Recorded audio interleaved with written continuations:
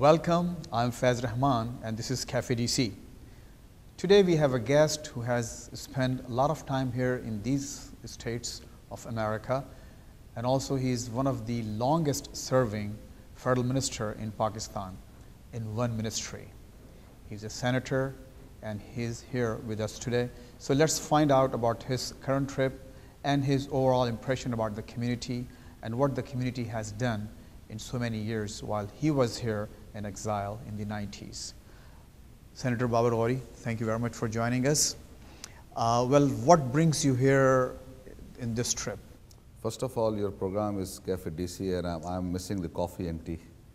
Exactly. So next time we'll make sure that you will have. No, but right after the program, we'll go and have a cup of coffee. Okay, that's fine. Because we're doing it outdoor. I need your rain check. Yes, absolutely. Okay. Anyway, thanks for inviting me in Cafe DC. This purpose of this visit, actually, the Senate of Pakistan under the, Chairman Senate, the delegation is here in the United States, Nair Bukhari, and we were attending the United Nations hearing for IPU post 2015 program for sustained development. I see. So if they have some programs and there was a hearing for that sustainable development. So we were in New York and so attending they're also the program. like, is it about just the reports that they do for Pakistan? Yeah, or? actually they're not for Pakistan, for all over the world, and they are making some programs, some recommendations. So that's why they want to hear the parliamentarians' advice also or recommendations. So we present our advices and questions and interventions in the IPU here. What is your committee in the Senate, in Pakistani Senate? In Foreign Affairs. Foreign Affairs. So you are basically one of the members of the Foreign Affairs Committee. Yeah. Okay. And so how did you find the overall climate at the United States towards Pakistan at this point? Actually, for the Pakistan, that depends on the Pakistanis. So if we are doing something wrong, so why they have an interest in Pakistan? Like NATO supplies issue, everybody is saying stop NATO supply, stop NATO supply, but they don't know what is NATO supply. Right, exactly. But during your visit at the United Nations, what were the issues that you discussed in particular? Basically, for example, they want to like... Yeah, basically they want to, actually if you want to sustainable growth or development, so the key issue is law and order. And we are facing a lot of problem on law and order. We can't control. As you saw in Pindi, what happened over there, in Karachi, in Quetta, 150,000 people migrated from Quetta to Punjab and Karachi. 150,000? 150,000 people in how many migrated months in 3 years. In just 3 years. So how come you, explain the world that, okay, come over here, invest over there, or we will achieve our goals? I don't think so. But when you say Pakistan is facing law and order situation, of course, one issue is having to do with the wars that the country has been involved with, the war on terror. Afghanistan is a major issue. So do you think, is it just Pakistan's and Pakistan's administration's fault that the country is failing in law and order situation? It's also the overall international environment that's affecting. I don't think so, international environment. This is the failure of the administrations, failure of the will of the law enforcement agencies. They must come forward and, if they have a will, they can do anything. So I don't think so. The issues are only on border, not a whole in the country like city in Karachi, Quetta, Lahore. But because of also politics and some other... We have some problem from the extremist and religious parties. They are in politics, and this is the time now. Now here is the time. People should stand together and say, no, enough is enough. So now we don't want any Islamic party or any extremist party in politics.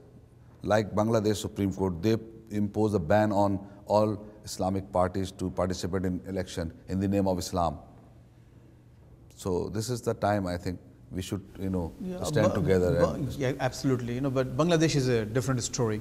But Bangladesh, used to be Pakistan. Right. Yes, used to be. So same nature, Exactly. same culture, almost.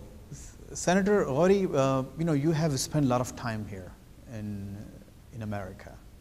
I think in the 90s you Yeah. lived in Los Angeles, California. When I was in exile. You were in exile. Due to the, Probably self-imposed exile. you can say the self-imposed, to Self-exile. save our lives. You were so, self-exiled yeah. in California. Yeah. And you have seen, and then you've been coming, here almost like every year or so you come here, not just for your official meetings, but you also meet with the community members. What progress you have seen? Have you noticed all these years that the community has come a long way? Yes, we have more businesses, we have more organizations. America, land of opportunity. So if you work hard, you will get more. And I'm quite happy that whenever I, visit USA, I saw everybody is progressing, and so like more Pakistani in business, more Pakistani, now in the American politics. They're So, exactly, they're yeah, candidates, they're like they're candidates, mayors. and the difference here and in Pakistan, they allow you as a dual national to participate in politics, in local council member election, or in House of Commons, even in Canada, in UK. Either you are Pakistani or British, or either you Pakistani or American, either you Pakistani You can or have Canadian. dual nationality You can have here, a dual yes. nationality by law. In Pakistan, there is a question mark for the overseas Pakistani. Why? Yeah, there's. Are they not patriot? I mean, this is something. Which Yeah, I bothers- don't know why. This all political, stands over there. So we are fighting for that. Most probably have we you will bring a introduced new. something Yeah, from we your already party? have some constitutional amendment in the Senate and National Assembly to allow all Pakistani, overseas Pakistani, to participate in Pakistan in election. Okay, you can ban like president, prime minister, foreign minister, and interior minister if you want. I don't mind for that. But if you want, then you can ban on these posts, and otherwise you can allow all Pakistani. So we are bringing amendment. So hopefully, But Baba Sahib, I mean, forget about having an office in Pakistan. Overseas Pakistanis even haven't gotten the right to vote. Yes. And I have been hearing so much about this issue for a long time. When Mr. Farooq Sattar, one of my party colleague, and he was overseas minister, so he introduced a bill and passed the resolution from the Senate and National Assembly, and now the Supreme Court also allowed for and on his request for the right of vote for the overseas Pakistani. But the last election there was a problem of the voter list. So hopefully next election, inshallah, you will vote. Pakistanis will be, definitely. overseas Pakistanis Why will not? be- Why not? Well, let's see. I think at this point we'll take a short break and then have- probably Go outside. and go outside, have some coffee. No, I mean, we'll definitely do something about that coffee. And we'll be right back. Thank you.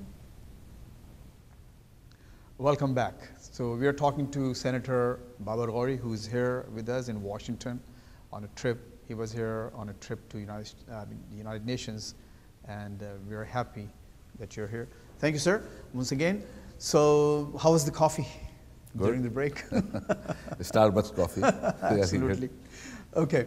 So yes, overseas Pakistanis vote. That's a big issue for the Pakistani American community. No, I think maybe you remember that at the time of Prime Minister visit in USA, our Prime Minister Nawaz Sharif Saab, he also promised to this was raised to the a overseas few times with community, him as well. overseas Pakistanis, that they will bring a new bill in Parliament for right of vote and for the dual nationalities issue. So hopefully this time we will resolve this issue. And with the support of the Prime Minister of Pakistan. What is another issue that a lot of overseas Pakistanis face and always complain about is when they go back, try to invest money in Pakistan in different businesses, they face a lot of red tape, bureaucracy, and then some briberies and stuff. People ask for all kinds of favors. What do you think of those issues? I mean, of course, you must be hearing. You're right. A lot of problems, red tapeism, even as a federal minister, if you don't have any courage or you don't have any command or you don't have a leadership, so the bureaucrats will, give you a lot of if and buts for any kind of issue, on any business of the your ministry or any ministry. So, but depend on the minister or the prime minister or the cabinet. If they have a writ, they want to establish a writ, nobody can make any red tapeism. So can you share some of the stories from Europe? Because you spend I think more than 10 years in your ministry. You're the longest serving minister. One time, one investor came to me and he was saying that we are going to bring LNG, floating LNG terminal in the Port Qasim, and investors are in Pakistan. I say, oh no, most welcome, bring them to my office, and they came to me. And I say, what you want? He said, I need a letter from you, your Port Qasim, that we need some space for that. Okay, he asked me how much time you need. I said, why, what do you mean by time? You will get tomorrow morning, within 24 hours. He was surprised. And my chairman was there, because his name was Admiral Asad Qureshi. He said, sir, I say, okay, issue the allotment letter. If you need some kind of documents or any formalities you need, so put down in the bottom that subject to completion of all the documents. So he was at least get the ball rolling, start the process. Rolling, and the investor was very happy. Okay, I was surprised in Pakistan within 24 hours you resolve our issue. So this is the way out. So if you want to do, so you can do. There were also talks of like establishing a one window operation for different kinds of investments in different ministries. Yeah, basically the investment bureau, the Bureau of Investment, BOI, that's their job. But unfortunately, most of time they failed. I mean, the issue is overseas Pakistanis, including Pakistani Americans, they send a lot of remittances to Pakistan. Over 12 to 14 billion dollar a year from the overseas Pakistani, different part of the world, mostly from Arab countries, Middle East, and then America and UK and other part of. But a lot from North America, and of course other countries as well. But they need some kind of again some sympathetic look at their problems, at their issues, and when we have these gatherings here, again and again the issues come up. That's depend on all overseas Pakistanis, how they react. If they are together like a one group, and any Pakistani minister or prime minister came to USA, UK, any overseas country, so they must go and they can raise their voice and they raise their questions, and so this is the easiest way in Pakistan. Otherwise, if you divide, so you fall. United, you can exactly, stand, exactly. Yeah, I mean, so basically, what you're saying is, get it's a community problem. All yes. the community problem. Because there's a lot of groups. I saw in New York, everybody is leg pulling with others. So that's the problem. Yeah, I mean, like Pakistan, we also have lots of. If you together, so either the government must, But I think politicians, politicians have also their share in this. So we are doing our best. Division. See, MKM is doing is best for overseas Pakistani, because we know a lot of overseas Pakistani as a member of parliament from the MKM side, like Abdul Mueed, like Haider Abbas Rizvi, like Raza Haroon, many others. They all dual national overseas Pakistanis, and we have a quota for them in parliament. So, but now due to the problem of the dual nationality, so The point that I was no other parties have an overseas quota. I think this is the MKM Vora that we will have. Started that in provincial assembly, in national assembly, in senate. So bring Pakistanis, overseas Pakistani to Pakistan and give them ticket to participate in the election. One touchy subject is that almost every Pakistani political party has a chapter in America and Europe and the Middle East. And that's also one of the reasons that these groups fight with each other, because they represent different political philosophies and ideas. Do you think, is it a good idea to have these chapters? Definitely, one chapter, Pakistan chapter. but they should be. Unfortunately, Pakistan is the only country where in the constitution of Pakistan, we divided Pakistani in different quota. And we always saying that we are not a one nation. How can we become a one nation when you divided in constitution of Pakistan as a Pakistani, that you are there's some quota for Punjab, some quota for Balochistan, some quota for, it means you are not a one nation. There should be merit. Every job should be a Pakistani citizen and on merit. Like in US, if you saw in a job for the federal government in the newspaper, so requirement is US citizen only. There is no quota for California, Texas, Nevada, Washington. They have also backward states. Yeah, but that's the policy. So policy should change in Pakistan, and we are fighting for this, that for become a one nation, we must abolish all these kind of quotas and other things, and merit should prevail, and everybody is equal, everybody is Pakistani. Then you will see in overseas, merit is always, then of you course. will see in overseas, as a one group will stand like Indians and other as a one nation. So we should. Merit is always a good idea, but even in America, there is an affirmative action that some of these underprivileged communities, African Americans, they have quota in schools, in that's jobs. That's a different thing. They issue a special fund for the development of schools, colleges, and make a university.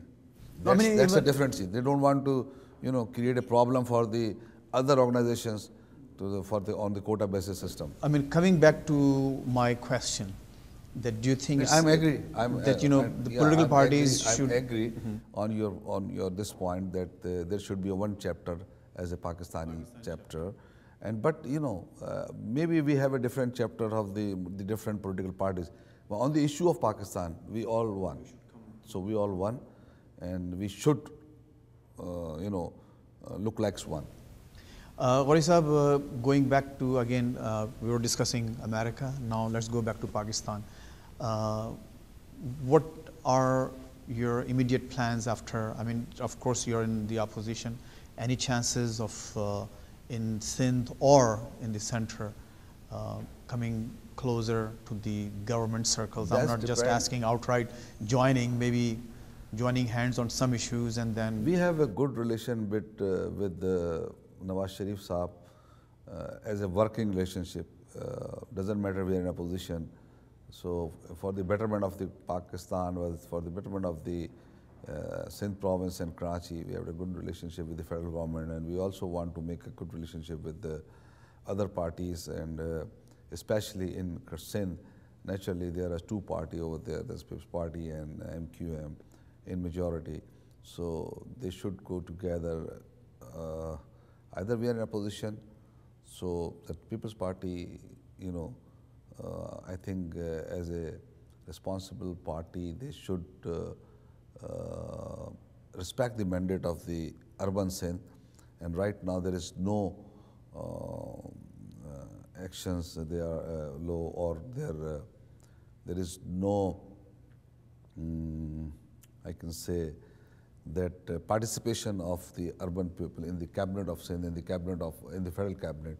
So that's we are facing a problem, and we discussed with Mr. Zardari in Dubai, and he promised me, no, we will not ignore the urban areas people, but there is no result right now. Ghori Sahab, through your interaction with the community, Pakistani American community, what do you think the community can do to help Pakistan-US relations? Right now, these relations are, up and down, up and down. It seems like a roller coaster ride. Fazbhai, you already know that you also in Washington, D.C., and a lot of Pakistani, they are doing their job for the good relation between Pakistan and US. But problem is in Pakistan, not with the community. They are doing their job. In Pakistan, we can't control the extremism. Always, whenever we need any help, America is ready for them. Almost over $1 billion. So they are giving to Pakistan. At the time of crisis, like earthquake in Kashmir, all helicopters were from, US helicopters was there. At the time of flood, the US relief is there. Any assistance on the power generation, the raising of the Mangla Dam or at the time of other dams, US is there. So why we are against the always or blame on US? So first we should our house in order, like we have to control the extremism from the area of Pakistan. When there are some foreign elements, they are doing some terrorist activities in the name of Islam from Pakistan in the other part of the world. So that's why we these have problems some basically, yeah, makes it basically more complicated. these kind of problems we are facing, like in relations and other things, only for because of these elements. So that's our duty. That's not overseas Pakistani's duty. It's our duty. We should make to control, or we should take steps to control these kind of. So this is also one of the reasons why there is so much anti-Americanism in Pakistan. Because there is one more thing, that some political, some Islamic extremist parties, they want to use this thing as a slogan to get votes from the like uneducated people. The educated people of the like Lahore, Karachi, Islamabad, they know these Maulvis and the extremist Maulvis are using the slogans against the US. So now, if, for example, many Pakistanis in Saudi Arabia from last 40 years, they are not citizens of Saudi Arabia. They are also Muslims. But in USA, if you are, over here legally within 5 years, so you can get a US passport. So now nobody is talking about this in Pakistan. How they are helping Pakistanis in USA. So these are the issues. So people of Pakistan, especially the government of Pakistan, that's their duty to explain them. But a lot of Pakistanis believe, and actually they say that we're not against America per se. We are against its policies. So and there's some of the policies, of course, you can disagree with. It's not necessarily all the time. Definitely, every country has their own rights to make their policy for its own interests. Pakistan also can make. If Pakistani policies, some of policies, the US against the US policies, so definitely you will face the music. Exactly. Well, I think that brings our program to an end. Ghauri Sahab, thank you very much for joining us today. Thanks for your coffee. Absolutely.